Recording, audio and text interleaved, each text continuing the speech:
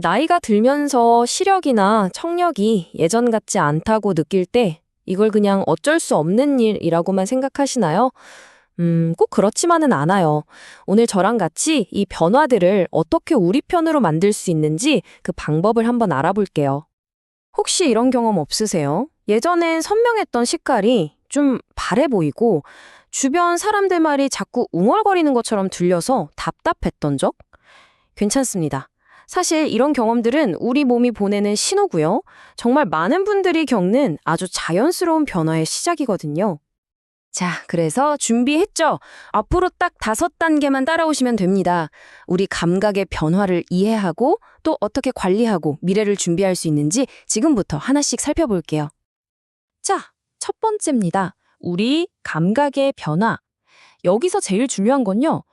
나만 왜 이러지? 하고 걱정하는 게 아니에요.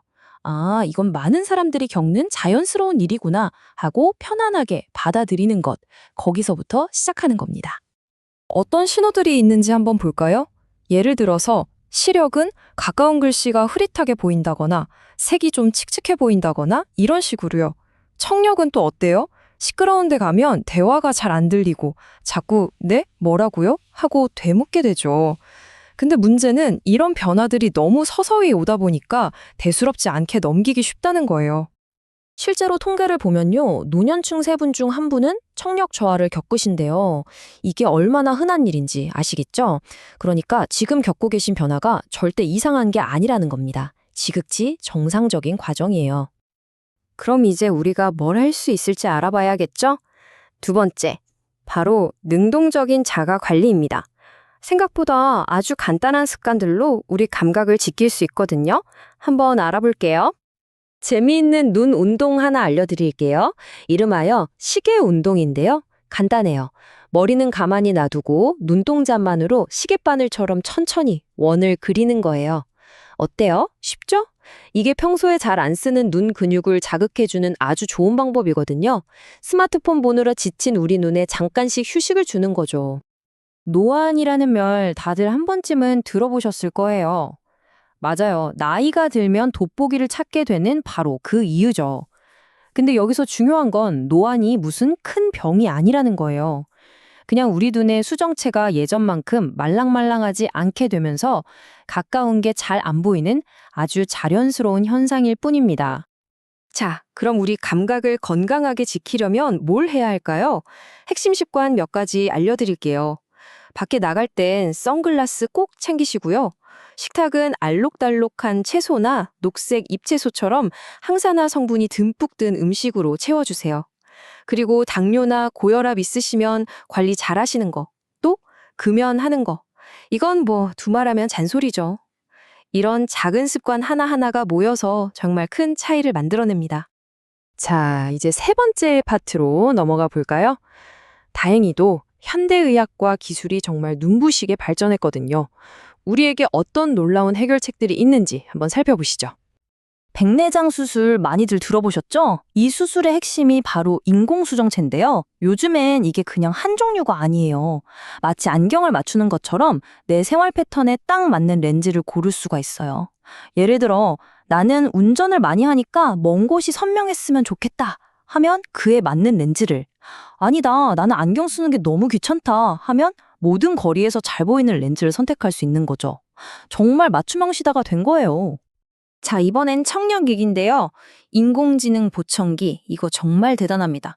전문가의 말을 빌리자면 이 똑똑한 보청기는 주변의 소리가 사람의 말소리인지 아니면 그냥 시끄러운 소음인지를 스스로 구분해요. 그래서 이건 그냥 소음이네? 이건 줄여야겠다 하고 판단해서 우리가 정말 들어야 할 대화 소리만 뚜렷하게 키워주는 거죠. 어느 정도냐면요. 일부 최신 AI 보청기는 주변 소음을 무려 10데시벨이나 줄여준대요. 10데시벨이면요. 시끄러운 식당에서도 옆 사람과 훨씬 편안하게 대화할 수 있는 수준이에요. 정말 대단하죠? 네 번째 주제로 넘어가겠습니다. 바로 우리의 독립적인 생활을 든든하게 지켜줄 보조 기술들입니다. 우리가 생각하는 것보다 훨씬 더 다양하고 놀라운 도구들이 많거든요. 함께 만나보시죠. 보조기기는 크게 두 종류로 나눠볼 수 있어요. 하나는 돋보기나 글씨가 엄청 큰 책처럼 뭐랄까 아날로그적인 전기가 필요 없는 간단한 도구들이고요. 다른 하나는 스마트 안경이나 스마트폰 앱처럼 첨단 기술을 이용해서 우리 감각의 범위를 확 넓혀주는 그런 똑똑한 기기들이죠. 한번 상상해 보세요. 버튼만 누르면 시간을 말해주는 시계, 약병에 붙여두면 무슨 약인지 읽어주는 라벨, 그리고 스마트폰 앱 하나로 책 한 권을 그냥 귀로 들을 수 있는 세상. 이게 더 이상 영화 속 이야기가 아니라 바로 지금 우리 곁에 와 있는 현실입니다. 정말 필요에 따라 활용할 수 있는 게 무궁무진하죠? 자, 이제 마지막 순서입니다. 지금까지 우리가 나눈 이야기들을 한번 정리해보고 앞으로 우리가 어떤 마음가짐을 가지면 좋을지 그 핵심에 대해 이야기해볼게요. 오늘 이야기의 가장 중요한 핵심, 바로 이겁니다. 우리 삶의 질은요, 시력이나 청력이 조금 나빠지는 것 그 자체로 결정되는 게 아니에요. 진짜 중요한 건 그 변화에 내가 어떻게 대처하고 어떤 똑똑한 도구들을 활용해서 적극적으로 적용해 나가느냐, 바로 그 태도에 달려 있습니다. 자, 이제 공은 여러분에게 넘어갔습니다. 오늘 저와 나눈 이야기를 바탕으로 바로 오늘 여러분의 감각 건강에 대해 어떤 대화를 시작해 보시겠어요? 그게 의사 선생님이던 가족이던 친구든 좋습니다. 그 작은 대화 한마디가 여러분의 건강한 미래를 활짝 여는 첫걸음이 될 수 있을 거예요. 안녕하세요. 오늘 저희가 함께 깊이 파고들 주제, 바로 나이가 들면서 우리의 눈과 귀가 어떻게 변하는가입니다. 세상을 보는 또 듣는 이 중요한 감각들이 시간이 흐르면서 어떻게 달라지는지 아마 다들 궁금하실 거예요. 그래서 오늘은 정말 다양한 자료들을 좀 샅샅이 뒤져봤습니다. 미국의 국립노화연구소나 국립안과연구소, 또 메이오 클리닉 같은 굉장히 신뢰도 높은 기관들의 정보는 물론이고요. 실제 안과의사, 검안사, 또 청각학 박사님들, 심지어는 기공 전문가의 유튜브 영상이나 최신 보조기술 리뷰까지 정말 폭넓게 한번 다뤄보려고 합니다. 이번 탐구의 목표는 명확합니다. 노화 때문에 자연스럽게 변화하는 것과 이건 좀 주의해야 할 질병 신호다. 이걸 구별하는 법을 알아보고요. 또 소중한 시력과 청력을 잘 지키기 위한 실질적인 관리법, 그리고 요즘 막 발전하는 최신 기술들이 어떻게 도움을 줄 수 있는지 그 핵심을 좀 파악해보는 겁니다. 이 시간을 통해서 감각 건강 좀 더 적극적으로 관리하시고 또 삶의 질을 높이는 데 필요한 정보 꼭 얻어가셨으면 좋겠습니다. 자, 그럼 진짜 본격적으로 시작해볼까요? 시력부터 한번 보죠. 사실 나이가 들면서 가장 먼저 딱 느끼는 변화 중 하나가 시력인 것 같아요. 저도 슬슬 그 작은 글씨가 좀 불편해지는데 이런 노환, 프레스비오피아라고 하죠. 이게 가장 대표적인 변화 맞죠? 네, 아주 정확합니다. 그 수정체의 탄력이 떨어져서 가까운 곳에 초점을 맞추기가 좀 어려워지는 게 바로 노안이죠. 그거 말고도 예전보다 어두운 곳에 적응하는 데 시간이 좀 더 걸린다거나 아니면 파란색, 검은색 이렇게 좀 비슷한 색깔 구분이 좀 애매해진다 이런 경험도 하실 수 있습니다. 근데 중요한 건요. 이런 변화들은 대부분 안경이나 돋보기 혹은 조명 조절 같은 비교적 간단한 방법으로도 충분히 교정이 가능하다는 거예요. 그러니까 노화 자체만으로 시력을 완전히 잃게 되는 건 아니니까 너무 걱정하실 필요는 없습니다. 아, 정말 다행이네요. 근데 흥미로운 게 눈도 운동을 하면 좋아질 수 있다 이런 이야기들이 있더라고요. 기공 운동 같은 걸 보면 눈 주변을 이렇게 지압하기도 하던데 효과가 있나요? 네, 맞아요. 눈 주변의 혈액순환을 좀 돕고 근육의 긴장을 풀어주는 그런 방법들이 있죠. 예를 들면 눈썹 라인이나 눈 아래 뼈 부분을 좀 부드럽게 누른다거나 관자놀이를 이렇게 원 그리듯이 마사지하는 동작이요. 이게 눈의 피로를 푸는데 도움이 될 수 있습니다. 심지어 두통 완화나 눈가주름 예방 효과도 부수적으로 기대할 수 있다고 하고요. 오, 그거 좋은데요? 그럼 검안사분들이 추천하는 좀 더 직접적인 눈 운동 같은 것도 있나요? 네, 있습니다. 눈 근육 자체를 움직여주는 운동인데요. 시계 운동이나 십자 운동 같은 것들이 있어요. 머리는 가만히 두고 눈동자만 움직이는 겁니다. 예를 들어서 시계 방향으로 9시부터 3시까지 쭉 훑어보듯 움직이거나 반대 방향으로도 하고 또 위아래, 양옆, 대각선 방향으로 최대한 끝까지 시선을 보내는 거죠. 그게 왜 중요하죠? 그냥 눈알 굴리는 거 아닌가 싶은데. 이게 생각보다 중요합니다. 우리가 평소에 특히 스마트폰이나 컴퓨터 볼 때요. 시선이 주로 아래쪽이나 정면에 고정되는 경우가 많거든요. 그럼 눈을 움직이는 여러 근육 중에 특정 근육만 주로 쓰게 되고 잘 안 쓰는 근육은 약해지기 쉽습니다. 이런 불균형이 좀 심해지면 양쪽 눈에 초점을 맞추는 기능, 이걸 양안시라고 하는데 여기에 문제가 생기거나 심하면 물체가 둘로 보이는 복시 증상의 원인이 되기도 합니다. 그래서 이 운동들은 평소 잘 안 쓰는 방향으로 눈 근육을 스트레칭하고 강화시켜서 그 눈의 기능적인 균형을 맞추는 데 도움을 줄 수 있는 거죠. 아하, 그냥 스트레칭이 아니고 눈 근육의 균형 잡기군요. 알겠습니다. 근데 만약에 시력 변화가 이런 운동이나 안경으로 해결이 안 되고 좀 더 심해진다. 그러면 그땐 질병을 의심해 봐야 하는 거겠죠. 가장 흔하다는 백내장부터 이야기해 볼까요?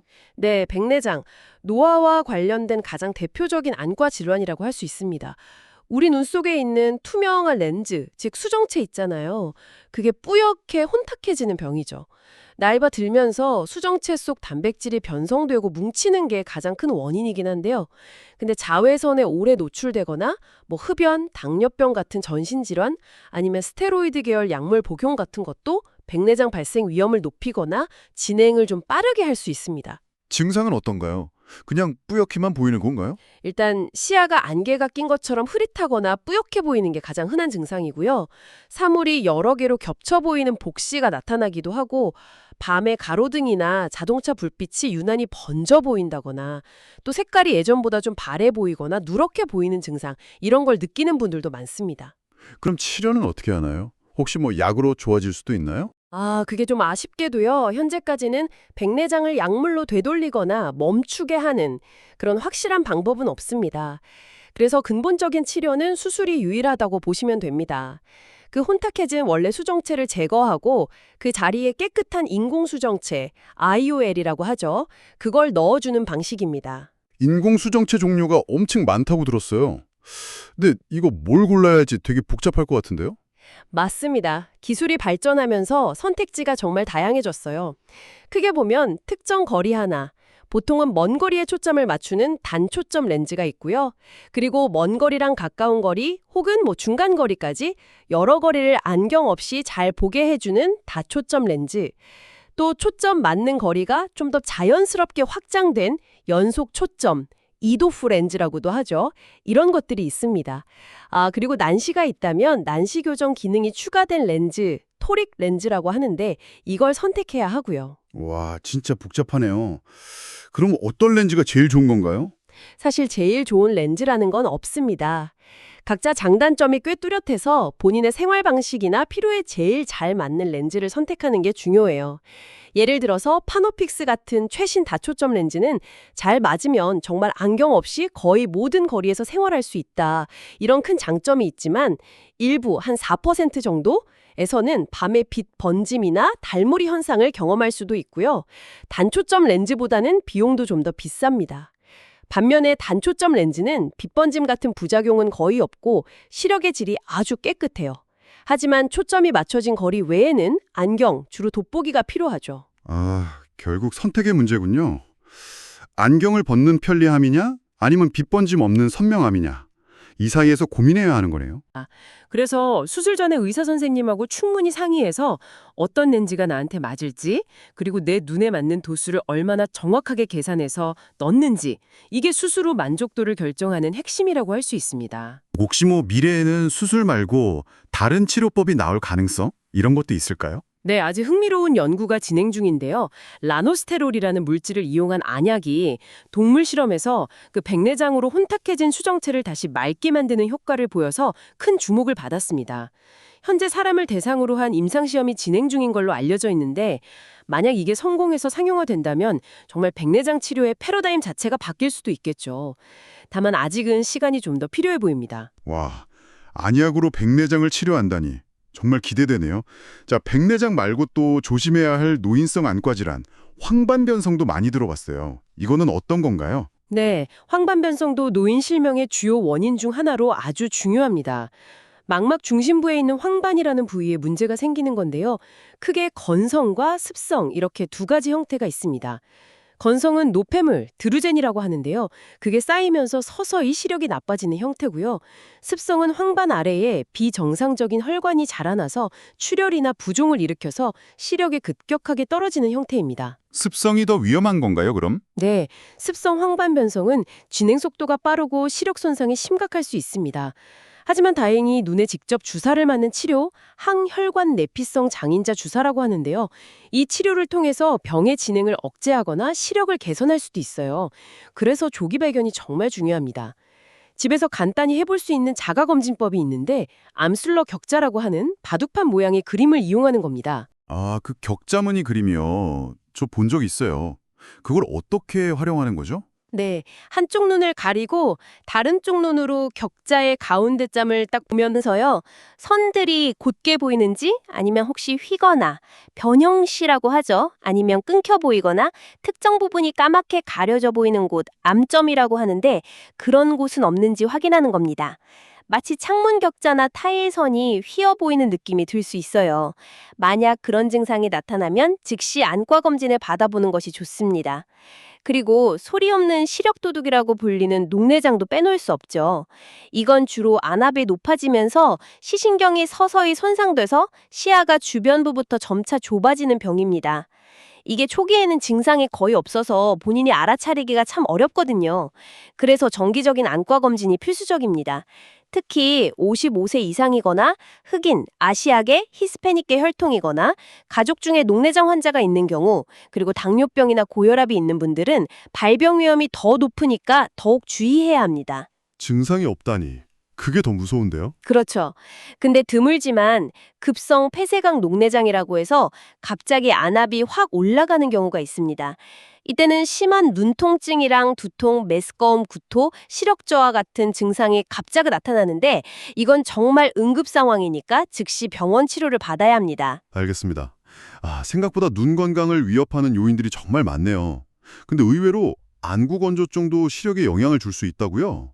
저는 그냥 좀 뻑뻑한 거, 이 정도로만 생각했었는데. 네, 저도 진료실에서 환자분들께 자주 강조하는 부분인데요. 안구 건조증이 심하면 시력의 질 자체가 떨어질 수 있습니다. 우리 눈 표면의 눈물층은 빛이 깨끗하게 통과하도록 매끄러운 막을 형성하는 역할을 하거든요. 근데 눈물이 부족하거나 너무 빨리 마르면 이 막이 불안정해져서 빛이 제대로 굴절되지 못하고 산란됩니다. 그래서 시야가 흐릿하게 느껴지는 거죠. 아, 눈물층 자체가 렌즈 같은 역할을 하는 거군요. 신기하네요. 맞습니다. 게다가 눈물층이 제 역할을 못해서 각막 표면이 계속 건조한 상태로 노출되면 미세한 상처나 염증, 각막염이라고 하죠, 이게. 생기거나 심하면 각막 자체가 약간 혼탁해질 수도 있습니다. 그래서 시력이 좀 오락가락하는 것 같다 혹은 눈을 깜빡이면 잠시 선명해진다 싶으면 안구 건조증은 아닌지 꼭 확인해 볼 필요가 있습니다. 단순히 불편함을 넘어서 시력 저하의 원인이 될 수 있으니까요. 방부제가 없는 인공눈물을 꾸준히 사용하고 따뜻한 수건으로 눈찜질을 하거나 눈꺼풀 주변을 청결하게 관리하는 게 도움이 될 수 있습니다. 그렇군요. 안구 건조증도 정말 가볍게 볼 게 아니었네요. 만약 이런 질병들 때문에 시력이 많이 나빠진 분들을 위한 기술적인 도움은 어떤 것들이 있을까요? 안경이나 콘택트 렌즈로도 충분히 교정이 안 돼서 일상생활에 어려움을 겪는 경우 이걸 저시력, 로우 비전 상태라고 하는데요. 이런 분들을 위한 다양한 보조기기와 기술들이 있습니다. 가장 기본적인 건 역시 확대경, 즉 돋보기인데요. 손으로 드는 형태, 책상에 세워두는 스탠드형, 그리고 글자나 사물을 카메라로 찍어서 화면에 크게 보여주는 비디오 확대경, CCTV까지 종류가 아주 다양합니다. 글자를 읽기 어려운 분들을 위한 것도 당연히 있겠죠? 소리로 읽어주는 기기나 소프트웨어, 이걸 토킹 디바이스나 스크린 리더라고 하죠. 그리고 글자 크기를 아주 크게 키운 인쇄물이나 책, 스마트폰의 접근성 기능, 예를 들어 확대나 음성 안내 같은 것도 아주 유용합니다. 작은 글씨 때문에 정보 접근이 어려웠던 분들에게 정말 큰 도움이 되죠. 요즘은 더 첨단 기술들도 많이 활용된다고 들었어요. 네, 기술 발전이 정말 눈부십니다. 카메라와 디스플레이를 활용해서 시야를 개선해주는 그런 스마트 안경 형태의 기기들이 개발되고 있고요. 음성으로 길 안내를 해주는 GPS 내비게이션 앱이라든지 또 집안의 조명이나 가전제품을 목소리로 제어하는 스마트 홈 기술, 알렉사나 구글 홈 같은 거요. 이런 것도 저시력자들의 독립적인 생활에 큰 도움을 줍니다. 최근에는 컴퓨터 비전 기술을 이용해서 주변 환경을 인식하고 안전한 보행 경로를 안내하는 시스템, 예를 들어 유냅 같은 거나 가상현실 VR 환경에서 안전하게 길찾기 훈련을 하는 연구까지도 진행되고 있습니다. 와, 정말 기술이 다양하네요. 중요한 건 이런 것들을 잘 활용하는 거겠군요. 맞습니다. 기술 자체보다 더 중요한 것은 저시력 전문가나 시력 재활 전문가와 상담을 해서 자신의 시력 상태나 생활 환경, 또 피로에 가장 잘 맞는 보조 기구나 기술이 뭔지 찾고 그걸 효과적으로 사용하는 방법을 배우는 겁니다. 그리고 의외로 집안 환경을 조금만 개선하는 것만으로도 큰 도움이 될 수 있어요. 아, 맞아요. 그런 팁도 있었죠. 어떤 것들이 있을까요? 네, 아주 간단하지만 효과적인 방법들인데요. 예를 들어 집안 조명을 최대한 밝게 하고 메모를 할 때는 번지지 않는 굵고 진한 검은색 펜을 사용하는 것이 좋습니다. 계단 가장자리에는 눈에 잘 띄는 밝은색 테이프를 붙여서 발을 헛디디지 않게 하고 벽이 밝은 색이라면 전등 스위치나 콘센트 커버는 어두운 색으로 해서 쉽게 구분할 수 있도록 하는 거죠. 또 방에 들어서면 자동으로 불이 켜지는 동작 감지 센서 등 같은 걸 설치하면 어두운 곳에서 스위치를 찾으느라 더듬거릴 필요가 없어서 낙상 예방에도 아주 효과적입니다. 와, 정말 실용적인 팁이네요. 자, 눈에 대한 이야기를 충분히 나눠봤으니 이제 우리 몸의 또 다른 중요한 감각, 청력으로 넘어가 볼까요? 귀도 눈처럼 나이가 들면서 변화를 겪게 되죠. 그렇습니다. 노화에 따른 청력 변화를 노인성 난청이라고 부르는데요. 보통 양쪽 귀에서 서서히 진행되는 경우가 많습니다. 특징적인 것은 모든 소리가 다 안 들리는 게 아니라 특히 스, 츠, 크, 트 같이 좀 높은 주파수의 자음을 듣기 어려워진다는 겁니다. 그래서 말소리가 약간 웅얼거리는 것처럼 들리거나 특히 주변이 시끄러운 식당 같은 곳에서는 대화 내용을 명확하게 알아듣기가 점점 힘들어지는 거죠. 아, 그래서 어르신들이 뭐라고 하고 자꾸 되묻는 경우가 많군요. 그 이유가 있었네요. 네, 그럴 가능성이 높습니다. 그리고 단순히 소리를 감지하는 뇌의 달팽이관의 기능 저하뿐만 아니라 우리 몸의 균형을 담당하는 전정기관도 나이가 들면서 기능이 떨어질 수 있어요. 그래서 어지럼증을 느끼거나 균형 잡기가 예전보다 좀 어려워질 수도 있습니다. 통계적으로 보면 65세 이상 인구의 약 30에서 35%, 75세 이상에서는 무려 40에서 50% 정도가 난청을 경험한다고 하니까 상당히 흔한 변화라고 할 수 있습니다. 와, 생각보다 훨씬 많네요. 노화 말고 다른 원인으로도 난청이 올 수 있나요? 물론입니다. 노화 다음으로 가장 흔한 원인은 바로 소음 노출입니다. 직업적인 소음뿐만 아니라 잔디 깎는 기계 소리, 시끄러운 음악 소리, 공장상 소음 같은데 장기간 노출되면 귀 안에 아주 섬세한 감각세포, 유모세포라고 하죠. 이게 손상될 수 있습니다. 그 외에도 귀지가 너무 꽉 차서 소리 전달을 막는 경우, 고막이 터지거나 중이염 같은 귀 질환, 당뇨병이나 고혈압 같은 만성 질환, 그리고 특정 항생제나 항암제 같은 약물 부작용도 난청의 원인이 될 수 있습니다. 유전적인 요인도 무시할 수 없고요. 실제로 미국 국립노화연구소 NIA에서는 GRDM7이라는 특정 유전자가 노인성 난청, 그리고 이와 관련된 언어 인지 능력 저하와 관련이 있다는 연구 결과를 발표하기도 했습니다. 유전자까지 관련이 있다니 흥미롭네요. 근데 난청이 단순히 그냥 잘 안 들리는 불편함, 이걸 넘어서는 문제가 있다고요? 네, 바로 그 점이 매우 중요합니다. 난청은 의사소통에 어려움을 유발하기 때문에 좌절감, 불안감, 우울감을 느끼기가 쉽습니다. 대화에 자꾸 끼지 못하게 되고 또 오해를 받을까 봐 걱정하게 되면서 점차 사람들과의 만남이나 사회활동을 피하게 되고요. 결국 사회적으로 고립될 수 있습니다. 듣고 보니 정말 심각한 문제네요. 그냥 잘 안 들리는 건 줄 알았는데. 네, 여기서 더 나아가서요. 여러 연구들을 통해서 난청이 인지 기능 저하, 그리고 치매 발병 위험 증가와 관련이 있다는 사실이 계속 밝혀지고 있습니다. 또한 잘 듣지 못하면 주변 환경의 위험 신호, 예를 들어 다가오는 자동차 소리 같은 걸 감지하기 어려워지고 균형 감각 저하와 맞물려서 넘어질 위험, 즉 낙상 위험도 높아집니다. 특히 시력과 청력 손상이 동시에 있는 경우에는 이러한 부정적인 영향, 예를 들어 전반적인 건강 상태 악화나 일상 활동의 제약 같은 것들이 훨씬 더 크게 나타나는 경향이 있습니다. 와, 눈과 귀 건강이 생각보다 훨씬 더 우리 삶 전체, 심지어 뇌 건강과 안전에도 정말 직접적으로 연결되는군요. 그렇다면 난청이 있을 때 가장 먼저 생각하게 되는 보청기, 이 기술도 요즘 정말 많이 발전했다면서요? 특히 AI 기술이 화두던데요. 맞습니다. 인공지능 AI. 그중에서도 특히 심층신경망, 영어로는 딥 뉴럴 네트워크, DNN이라고 하죠. 이 기술이 보청기 분야에서 아주 활발하게 연구되고 적용되고 있습니다. AI가 보청기에서 하는 역할은 크게 두 가지로 나눠볼 수 있어요. 두 가지요? 어떤 차이가 있는 건가요? 첫 번째는 보청기를 개발하고 성능을 개선하는 연구개발 R&D 단계에서 AI를 활용하는 겁니다. 예를 들어서 수많은 소음 환경 데이터를 AI에게 학습시켜서 어떤 상황에서든 말소리를 더 효과적으로 분리하고 소음을 줄이는 알고리즘을 설계하는 데 도움을 받는 거죠.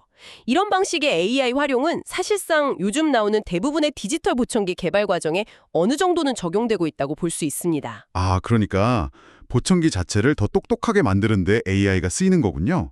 그럼 두 번째 역할은 뭔가요? 두 번째 역할이 바로 사용자가 보청기를 착용하고 있는 실시간 상황에서 AI가 직접 소리를 분석하고 처리하는 겁니다. 이게 요즘 흔히 AI 보청기라고 불리는 것들의 핵심 기술인데요. 예를 들어 포낙이나 리사운드 같은 브랜드의 최신 고급 모델에는 아주 강력한 AI 전용 칩이 탑재되어 있습니다. AI 칩이요? 그게 구체적으로 뭘 하는 거죠? 이 AI 칩은 수백만 개 혹은 수십억 개의 실제 소리 환경 샘플을 미리 학습한 방대한 데이터를 기반으로 작동합니다. 그래서 지금 청취자분이 계신 환경, 예를 들어 조용한 사무실인지 시끄러운 카페인지 아니면 바람이 많이 부는 야외인지를 스스로 파악하고요. 그 속에서 들려오는 수많은 소리들 중에서 어떤 것이 중요한 말소리고 어떤 것이 방해가 되는 소음인지를 실시간으로 구별해냅니다. 그런 다음 말소리는 더 선명하게 다듬고 주변 소음은 효과적으로 줄여서 최종적으로 청력 손실 정도에 맞게 증폭된 소리를 들려주는 거죠. 한 연구에서는 이런 AI 기반 소음 제거 기능 덕분에 배경 소음이 최대 10dB까지 줄어들었다는 결과도 있었습니다. 와, 10dB이면 정말 큰 차이겠는데요. 그럼 실제 사용자들이 느끼는 만족도도 아주 높은 편인가요? 확실히 AI 기반의 소음 제거 기능을 켜면 주변이 놀랄 만큼 조용해지는 것을 느낄 수 있습니다. 특히 아주 시끄러운 환경에서 그 효과가 두드러지죠. 하지만 여기서 좀 고려해야 할 점들이 있습니다. 현재, 그러니까 2025년 중반 기술 수준에서는요, 이렇게 AI가 적극적으로 개입해서 처리한 소리가 약간은 부자연스럽거나 좀 인공적으로 들린다, 이렇게 느끼는 분들도 있습니다. 마치 노이즈 캔슬링 헤드폰을 꼈을 때랑 비슷하다고 할까요? 또 하나는 이 강력한 AI 칩을 계속 작동시키면 아무래도 배터리 소모가 일반 모드보다 훨씬 빠르다는 단점도 있고요. 아, 장점만 있는 건 아니군요. 소리의 자연스러움과 배터리 시간, 이 사이에서 약간 트레이드오프가 있는 거네요. 그렇죠. 그래서 일부 사용자들은 아주 도전적인 청취 환경, 예를 들어 굉장히 시끄러운 식당에서 건너편 사람과 대화해야 하는 그런 특수한 상황에서는 AI 모드가 정말 유용하지만 일상적인 대부분의 상황에서는 오히려 AI를 끄고 좀 더 전통적인 방식으로 처리된 소리가 더 자연스럽고 편안하게 들린다고 이야기하기도 합니다. 여러 제조사 스타키, 오티콘, 와이덱스 같은 곳들의 AI 기능 성능을 비교한 영상 리뷰들도 있으니 참고하시면 좋은데요. 중요한 건 특정 브랜드의 AI가 무조건 최고다라고 말하기는 어렵다는 겁니다. 왜 그렇죠? 기술력 차이가 아닌가요? 물론 기술력 차이도 있겠지만 각 제조사마다 추구하는 소리 처리 철학이나 사용하는 알고리즘이 조금씩 다릅니다. 그래서 최종적으로 귀에 들리는 소리의 질감이나 특성도 달라지게 되죠. 어떤 소리가 더 좋다기보다는 어떤 소리가 나에게 더 잘 맞고 자연스럽게 들리는가의 문제에 가깝습니다.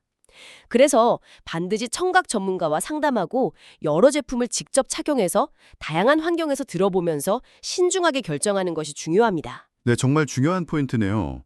보청기는 그냥 사는 게 아니라 나에게 맞춰가는 과정이군요.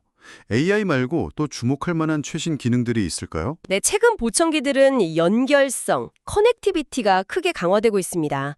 스마트폰, TV, 컴퓨터 등 다양한 기기와 블루투스로 직접 연결해서 전화통화나 음악, 동영상 소리를 보청기로 바로 듣는 기능은 이제 거의 기본이 되었고요.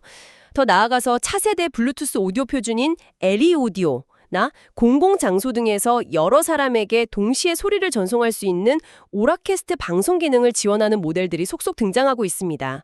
이건 앞으로 음질은 더 좋아지고 배터리 효율은 높아지면서 기기 간 연결은 더 편리해질 거라는 의미죠. 오, 에리오디오나 오라캐스트요. 그게 보청기 사용자에게는 구체적으로 어떤 점이 좋은 건가요? 에리오디오는 기존 블루투스보다 더 낮은 전력으로 고음질 오디오 전송이 가능해서 보청기 배터리 수명에 유리하고요. 여러 기기에 동시에 연결하는 기능도 형성됩니다. 오라캐스트는 예를 들어 공항이나 기차역, 강당 같은 곳에서 안내방송이나 강연 소리를 주변 소음 없이 깨끗하게 자신의 보청기로 바로 들을 수 있게 해주는 기술이에요.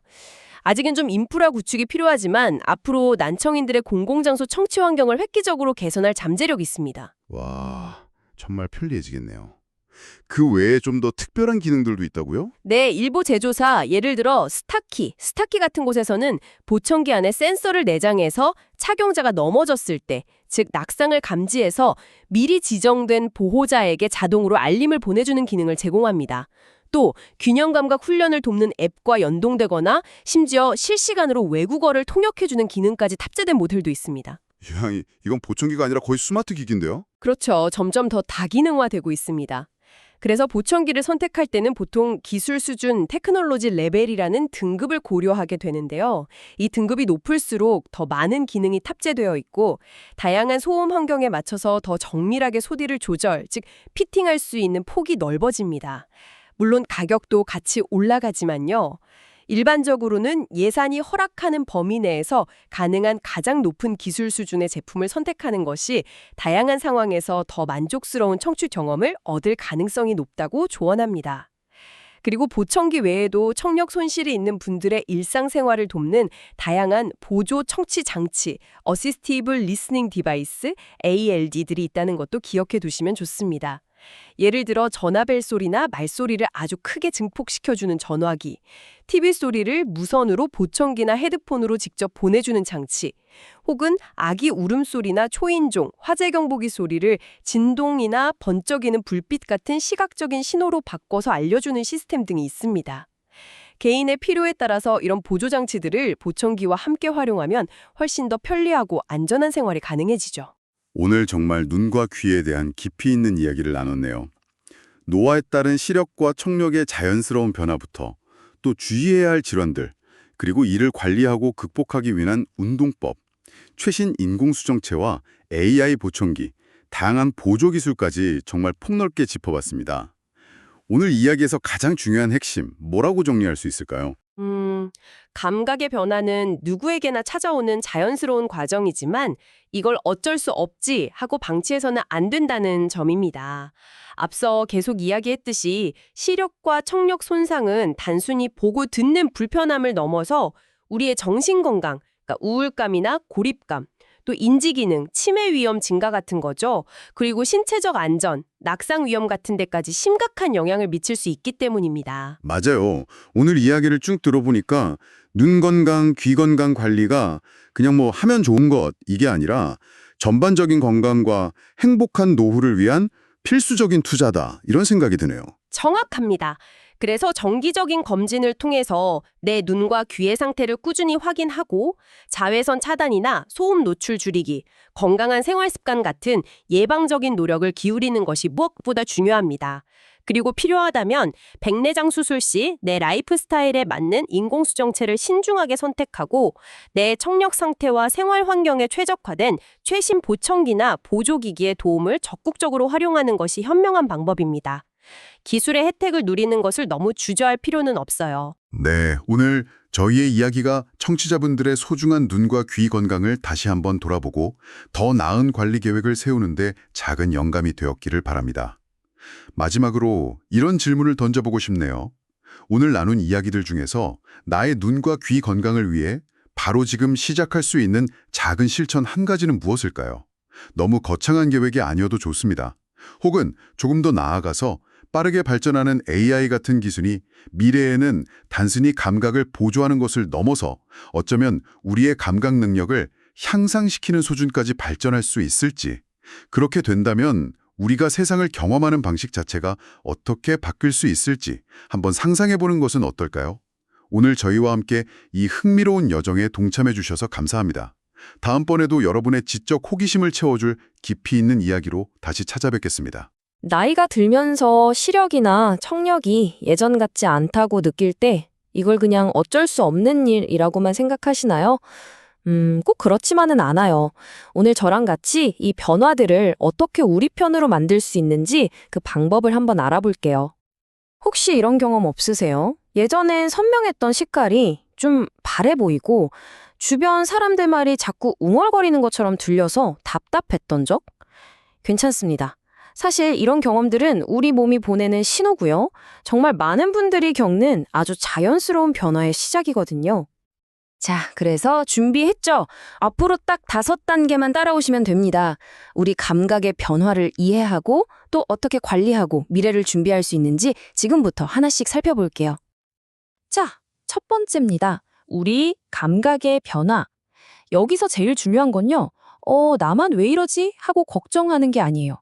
아, 이건 많은 사람들이 겪는 자연스러운 일이구나 하고 편안하게 받아들이는 것. 거기서부터 시작하는 겁니다. 어떤 신호들이 있는지 한번 볼까요? 예를 들어서 시력은 가까운 글씨가 흐릿하게 보인다거나 색이 좀 칙칙해 보인다거나 이런 식으로요. 청력은 또 어때요? 시끄러운 데 가면 대화가 잘 안 들리고 자꾸 네? 뭐라고요? 하고 되묻게 되죠. 근데 문제는 이런 변화들이 너무 서서히 오다 보니까 대수롭지 않게 넘기기 쉽다는 거예요. 실제로 통계를 보면요. 노년층 3분 중 1분은 청력 저하를 겪으신데요. 이게 얼마나 흔한 일인지 아시겠죠? 그러니까 지금 겪고 계신 변화가 절대 이상한 게 아니라는 겁니다. 지극히 정상적인 과정이에요. 그럼 이제 우리가 뭘 할 수 있을지 알아봐야겠죠? 두 번째, 바로 능동적인 자가 관리입니다. 생각보다 아주 간단한 습관들로 우리 감각을 지킬 수 있거든요. 한번 알아볼게요. 재미있는 눈 운동 하나 알려드릴게요. 이름하여 시계 운동인데요. 간단해요. 머리는 가만히 놔두고 눈동자만으로 시계바늘처럼 천천히 원을 그리는 거예요. 어때요? 쉽죠? 이게 평소에 잘 안 쓰는 눈 근육을 자극해주는 아주 좋은 방법이거든요. 스마트폰 보느라 지친 우리 눈에 잠깐씩 휴식을 주는 거죠. 노안이라는 말 다들 한 번쯤은 들어보셨을 거예요. 맞아요. 나이가 들면 돋보기를 찾게 되는 바로 그 이유죠. 근데 여기서 중요한 건 노안이 무슨 큰 병이 아니라는 거예요. 그냥 우리 눈의 수정체가 예전만큼 말랑말랑하지 않게 되면서 가까운 게 잘 안 보이는 아주 자연스러운 현상일 뿐입니다. 자, 그럼 우리 감각을 건강하게 지키려면 뭘 해야 할까요? 핵심 습관 몇 가지 알려드릴게요. 밖에 나갈 땐 선글라스 꼭 챙기시고요. 식탁은 알록달록한 채소나 녹색 잎채소처럼 항산화 성분이 듬뿍 든 음식으로 채워주세요. 그리고 당뇨나 고혈압 있으시면 관리 잘 하시는 거, 또 금연하는 거. 이건 뭐 두말하면 잔소리죠. 이런 작은 습관 하나하나가 모여서 정말 큰 차이를 만들어냅니다. 자, 이제 3번째 파트로 넘어가 볼까요? 다행히도 현대의학과 기술이 정말 눈부시게 발전했거든요. 우리에게 어떤 놀라운 해결책들이 있는지 한번 살펴보시죠. 백내장 수술 많이들 들어보셨죠? 이 수술의 핵심이 바로 인공수정체인데요. 요즘엔 이게 그냥 한 종류가 아니에요. 마치 안경을 맞추는 것처럼 내 생활 패턴에 딱 맞는 렌즈를 고를 수가 있어요. 예를 들어 나는 운전을 많이 하니까 먼 곳이 선명했으면 좋겠다 하면 그에 맞는 렌즈를, 아니다, 나는 안경 쓰는 게 너무 귀찮다 하면 모든 거리에서 잘 보이는 렌즈를 선택할 수 있는 거죠. 정말 맞춤형 시대가 된 거예요. 자, 이번엔 청력기기인데요. 인공지능 보청기, 이거 정말 대단합니다. 전문가의 말을 빌리자면 이 똑똑한 보청기는 주변의 소리가 사람의 말소리인지 아니면 그냥 시끄러운 소음인지를 스스로 구분해요. 그래서 이건 그냥 소음이네? 이건 줄여야겠다 하고 판단해서 우리가 정말 들어야 할 대화 소리만 뚜렷하게 키워주는 거죠. 어느 정도냐면요. 일부 최신 AI 보청기는 주변 소음을 무려 10데시벨이나 줄여준대요. 10데시벨이면요. 시끄러운 식당에서도 옆 사람과 훨씬 편안하게 대화할 수 있는 수준이에요. 정말 대단하죠? 4번째 주제로 넘어가겠습니다. 바로 우리의 독립적인 생활을 든든하게 지켜줄 보조 기술들입니다. 우리가 생각하는 것보다 훨씬 더 다양하고 놀라운 도구들이 많거든요. 함께 만나보시죠. 보조기기는 크게 두 종류로 나눠볼 수 있어요.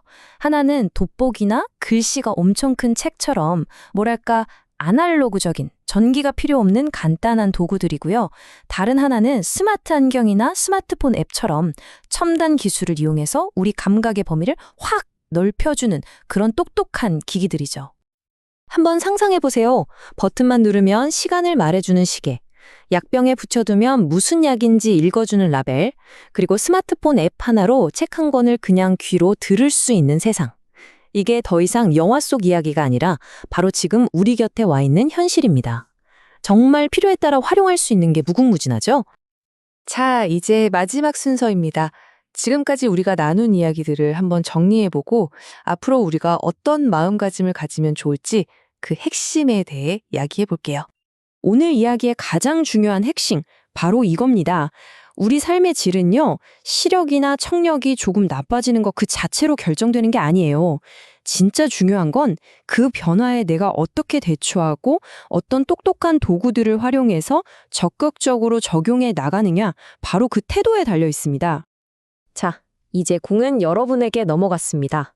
오늘 저와 나눈 이야기를 바탕으로 바로 오늘 여러분의 감각 건강에 대해 어떤 대화를 시작해 보시겠어요?